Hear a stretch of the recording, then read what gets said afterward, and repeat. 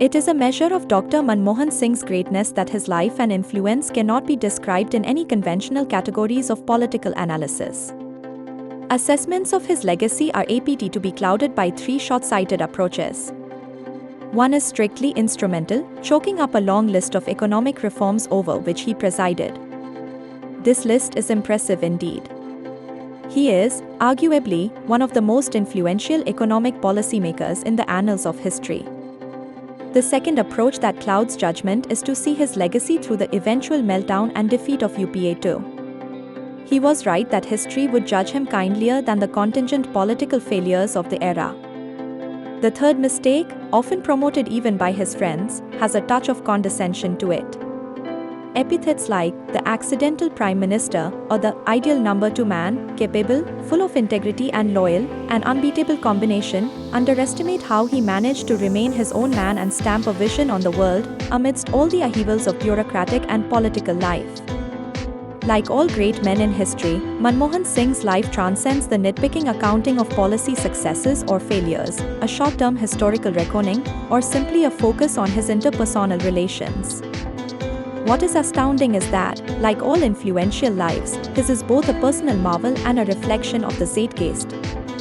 How did this person, who rose from humble circumstances, whose defining characteristic was an unmatched decency, and who had no political base, end up being indispensable in so many capacities? He was not just a bureaucrat or a finance minister but a defining Prime Minister of India for a decade.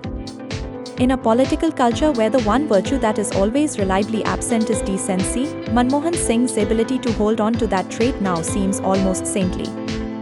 The nature of his power was complicated. In lesser men, it would have bred insecurity or a conniving will to project it. But to be both at the pinnacle of power and hold on to a consistent reticence about it is remarkable. Singh's greatness was, in some ways, to embody the zeitgeist in the most graceful way possible. He was one of the greatest Nehruvians. Nehruvian is not so much a set of policy prescriptions, which may sometimes be right or wrong. It is an approach to the world that more deeply prepares India to take its place at the pinnacle of a thoughtful, decent modernity. It was a modernity that was, in political terms, secular, driven by a keen regard for process and consensus, building immense room for real debate, a suspicion of the legitimization of violence, and a statecraft guided by the application of knowledge. Singh, in the first phase of his life, played the role of an ideal Nehruvian progressive. But it was in the second phase of his life, when he became the Prime Minister, that he read the spirit of the age better than anyone else. He read geopolitics after the fall of the Soviet Union remarkably well, secured breakthroughs in our relationship with America and enjoyed an unprecedented bonhomie with China. He secured developmental space for India and positioned India brilliantly. It is a capital we are still living off. His most underappreciated facet was his understanding of South Asia. The tactical debate over our response to 26/11 has clouded truths he grasped instinctively, that South Asia is not a conventional international relations problem. India needs a long game of tact that understands our neighbors' fears and learns to manage them. There has simply been no Indian Prime Minister whose grasp of the region and desire for the long-term goal of strategic alignment of the subcontinent was as acutely sophisticated as his. Not succumbing to the political clamor for vengeance in relation to Pakistan was not a sign of weakness, it was a display of strength that paid immense long-term dividends. The Musharraf-Manmohan agreement was a creative piece of diplomacy that the Congress party did not have the courage to follow through. Singh's visionary arc had a clear thread, the psychological and strategic dimensions of liberalization and globalization. He had immense confidence in India's ability to compete. He knew that India could not be influential if it was not part of the sinews of the global economy. In a way, UPAI, with all its flaws, was a workable model for India, liberalization producing high growth that translated into a new welfare architecture, coupled with strengthening of institutions of lateral accountability like the Right to Information Act.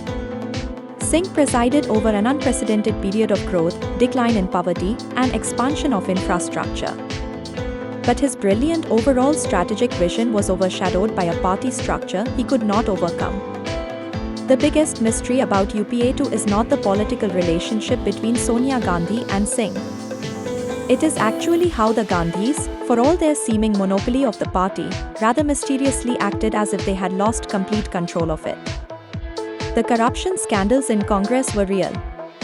As one senior party leader quipped, Congress is poor, but congressmen are rich. The political economy of corruption did in not just the Congress party but India's economy as well.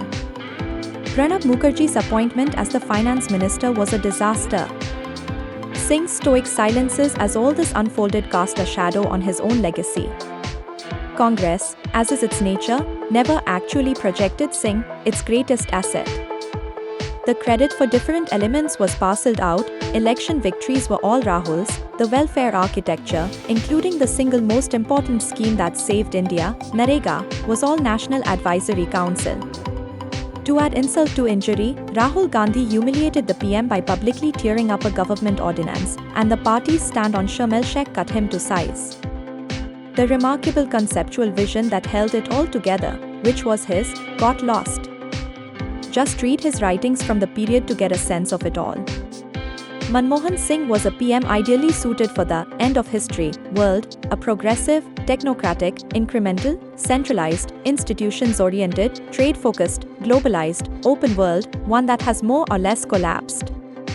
His political career is a commentary on how far statesmanship can go without power, decency without compromise, vision without a party. The reputation of every politician of that era, Barack Obama, Angela Merkel, and Singh, has been devoured by the furies of populism that followed. History is a mean avenger. But it is an extraordinary testament to Manmohan Singh's vision that it is still the most compelling framework India needs.